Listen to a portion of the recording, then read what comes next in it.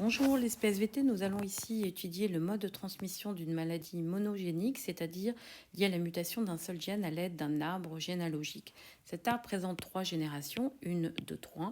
Il présente le sexe des individus, ici un homme ou une femme, et il présente les individus atteints, ici un garçon de 1 et une fille 3, 2. Première question à se poser, est-ce que l'allèle responsable de la maladie est récessif ou dominant? On part des individus atteints, on voit les parents et on observe qu'ils sont tous sains. Dans ces cas-là, on peut déduire que l'allèle responsable de la maladie est récessif. En effet, chacun des parents possédait un seul allèle récessif et l'a transmis à cet enfant qui possède donc alors les deux allèles récessifs. Deuxième question à se poser, est-ce que l'allèle est porté par un chromosome non sexuel, autosome, ou par un chromosome sexuel XY, dit gonosome?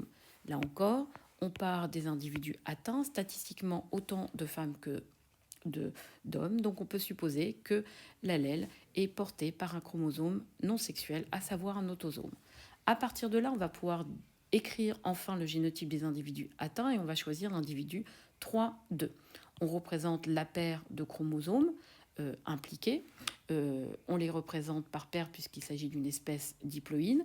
Il n'y a aucune raison de les représenter à 2 chromatides pour ne pas alourdir les écritures.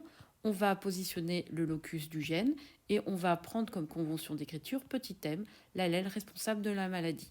Chacun de ces chromosomes a été transmis par les parents, dont on va pouvoir déduire le génotype. Chacun des parents possède un seul allèle récessif.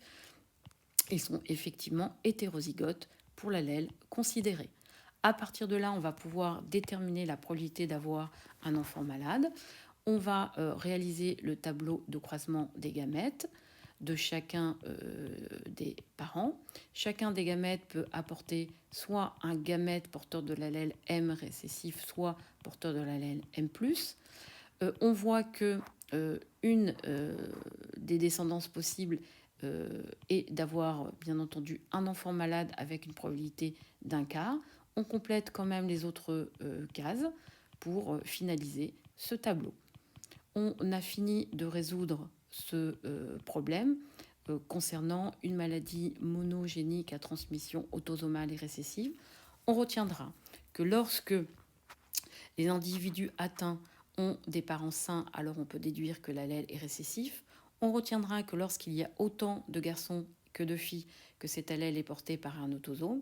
Et on retiendra que lorsqu'il y a des parents hétérozygotes, la probabilité d'avoir un enfant malade est de 1 quart. À bientôt, les